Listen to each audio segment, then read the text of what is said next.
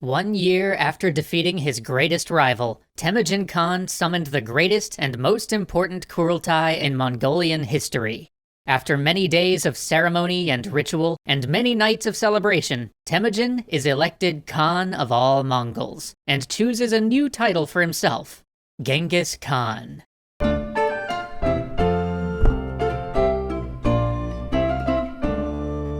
At the age of 45, Genghis Khan controlled a vast territory and over 1 million souls. His domain stretched from the Gobi Desert in the south to the Arctic tundra in the north, from the Manchurian forests in the east to the Altai Mountains to the west. He named his new people the Great Mongol Nation. He abolished inherited aristocratic titles, criminalized the abduction or enslavement of any Mongol, forbade the selling and kidnapping of women, declared all children born of Mongol parents to be legitimate, and made livestock theft punishable by death. He ordered the adoption of a writing system, conducted a census, and instituted diplomatic immunity and freedom of religion, exempting all religious leaders and their property from taxation and public service. Eventually, he extended this tax exemption to anybody who provided essential public services, including undertakers, doctors, lawyers, teachers, and scholars. With the nomadic tribes united and Genghis Khan established as their leader, his next step wasn't clear. He had spent so many years locked in conflict with Jamukha and Ong Khan that now his enormous tribe lacked a mission. So he turned his gaze beyond the steppe and engaged in a series of raids against the Tangut Empire in what is now western China. Unlike the nomadic steppe tribes, the Tangut had walled cities, moats, and fortresses. Their armies were nearly twice the size of Genghis Khan's. In these campaigns, he had to adopt new methods of warfare to adapt to these conditions. He quickly learned classic siege techniques such as cutting off his enemy's food supply, but soon began experimenting with new tactics. On one raid, he attempted to divert a nearby river to flood the city. Despite scant experience in engineering, the Mongols did succeed in diverting the river, but they wiped out their own camp instead of the Tangut. They survived their mistake though, and went on to conquer the city. And with every siege, the Mongols would learn, and eventually become experts at devastating enemy cities. Until this point, not many people outside of Mongolia had taken much notice of the upstart barbarian chief, or his newly proclaimed nation. This was about to change. In 1210, when Genghis Khan was 48, the Jurchid nation sent a delegation from their capital city of Zhengdu, where modern-day Beijing now lies. Ong Khan had previously sworn allegiance to them, so now they came to demand the submission of Genghis Khan. Upon hearing this order, Genghis Khan turned in the direction of their nation to the south, spat on the ground, unleashed a line of insults, and then mounted his horse and rode north, leaving the stunned envoy choking in his dust. The Mongol army advanced to the south, sending squads of soldiers ahead to scout for decent pasture, seek out water sources, and report on weather conditions. Their previous raids in the Tangut Empire turned out to be a perfect practice for their campaign against their Jurchid neighbors. Desert crossings and siege warfare were now solved problems. And the Mongols had another surprising advantage: their diet. Traditional armies traveled in long columns with massive supply trains. The Mongols, in contrast, spread out over a vast area to provide sufficient pasture for their animals, and each warrior hunted for himself or carried his own individual supplies. Though dispersed, the Mongols' strict decimal organization system was diligently enforced, such that each unit, with its own doctors and commanders, always knew where to report and how to find what they needed. And because most of the Mongol army was illiterate, and communication across such a large area was critical, the officers came up with a novel solution. Orders were composed in rhyme, to ensure that messages were easily memorized and repeated to each new person exactly as they were originally spoken. The Mongols also launched propaganda campaigns to break the spirit of the Jurchid people, claiming that the Mongols were coming as a liberating force to free them from the oppressive royal family. More than a few Jurchid defected to join him.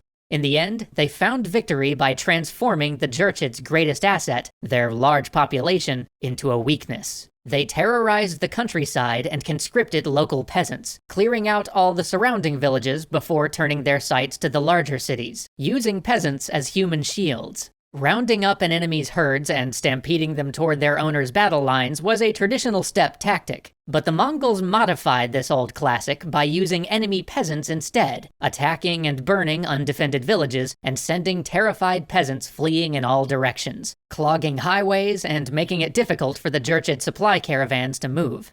Over the course of the campaign, more than 1 million refugees fled the countryside and poured into the cities, causing chaos and food shortages. The Jurchid military ended up executing tens of thousands of their own people just to maintain enough food stores to feed their armies. During this campaign, Genghis Khan discovered that Chinese engineers had developed powerful machines to batter city walls from afar. To adapt these massive war machines to fit his mobile army, he began hosting a corps of engineers on every campaign, who would camp in the forests close to target cities and cut down enough wood to build siege engines on the spot. In 1214, despite some difficulties adapting to the hot, damp climate, Genghis Khan finally besieged the capital city of Chengdu.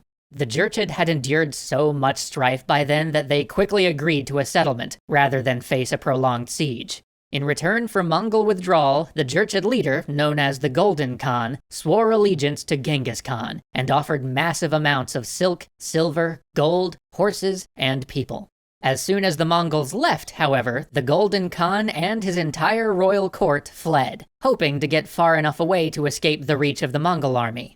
Genghis Khan saw this as a breach of their agreement and returned to sack the capital. This time, Genghis Khan offered no opportunity to negotiate. They looted the city according to the new Mongol law. They took absolutely everything, inventoried it, and distributed it amongst the army. As a final punishment, as the Mongol warriors retreated to their homeland, they churned up the earth behind them and trampled it with their horses. Genghis Khan wanted to ensure that the peasants never returned to their fields. Besides, this way he could convert the land to open pasture, both to feed his newly captured livestock and to allow easier access in future campaigns in the region.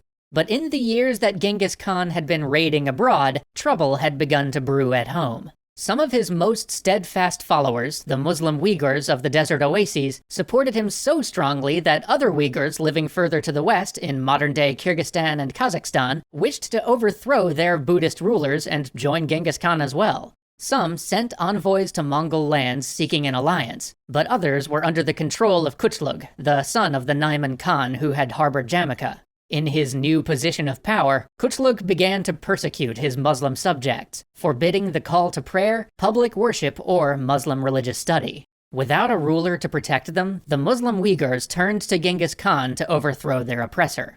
Although the Mongol army was thousands of miles away, Genghis Khan sent 20,000 soldiers under the command of one of his generals to defend the Muslims. And because they were engaging in this campaign at the request of their allies, this time they did not raid or loot the capital city, but instead simply defeated the army, beheaded Kuchlug, and returned home, leaving behind a herald to proclaim the restoration of religious freedom in the land.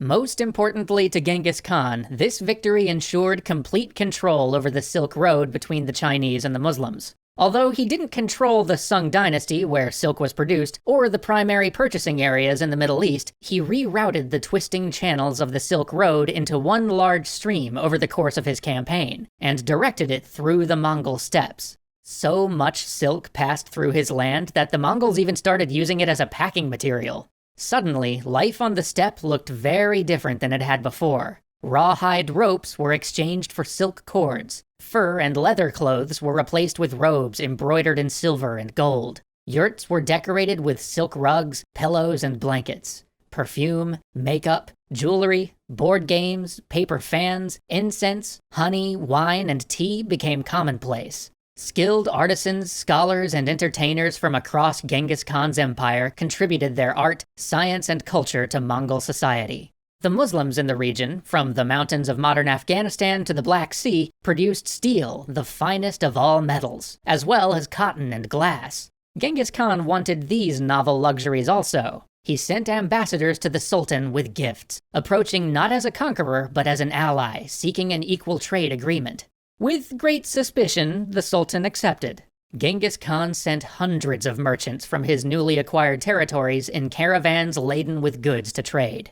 As soon as the caravan entered their territory, however, a local official seized the goods and killed the merchants, completely unaware of the incredible mistake he had just made. When Genghis Khan heard of this, he sent envoys to the Sultan asking him to punish the man responsible for the attack. Instead, the Sultan doubled down and killed some of the Mongol envoys, maiming the others and sending them back to the Khan. Genghis Khan was furious. So enraged was he by this insult that he withdrew once again to his sacred mountaintop to pray and decide on a course of action. After 3 days of contemplation, he descended with his intentions set. The Mongols were going to war.